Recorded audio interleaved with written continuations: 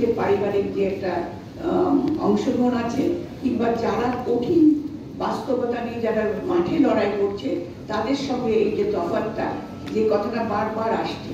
কারণ আমরা দেখেছি এই যে এখানে কথা এসছে যে আরপিওতে 33% নারীকে আমাদেরকে নির্বাচন কমিশন বলে দিয়েছে যেটা হতে হবে, কিন্তু আজকে এটা আমাদের হতে হবে কিন্তু তৃণমূল পর্যায় থেকে উপর পর্যন্ত।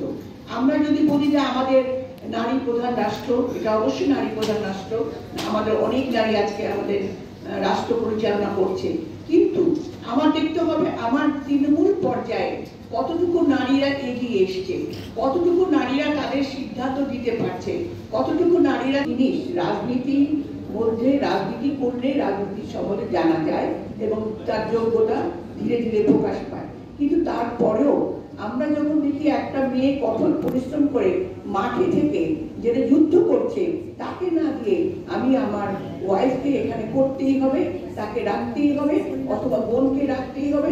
আপনারা যদি ইদানিং দেখেন আমাদের নির্বাচনের গ্রামাঞ্চলেও যদি দেখেন বিভিন্ন মানে যারা আছেন বেশিরভাগ দেখবেন ওই রাজনৈতিক পরিবার বলে, অর্থাৎ আমার স্বামী আমার পরিবার আমার এরা রাজনীতি করেছে, কিন্তু যে মেয়েটা মাঠে রাজনীতি করছে, যে মেয়েটা কঠোর পরিশ্রম করছে তাকে কিন্তু আমরা নমিনেশন দিচ্ছি না। কেন দিচ্ছি না? আমাদের এই দৃষ্টিভঙ্গির জন্য। যে দৃষ্টিভঙ্গি আমাদের সবসময় আছে সেটাকে আমাদের চেঞ্জ পরিবর্তন আজকে অবশ্যই দরকার এবং সেটা হচ্ছে।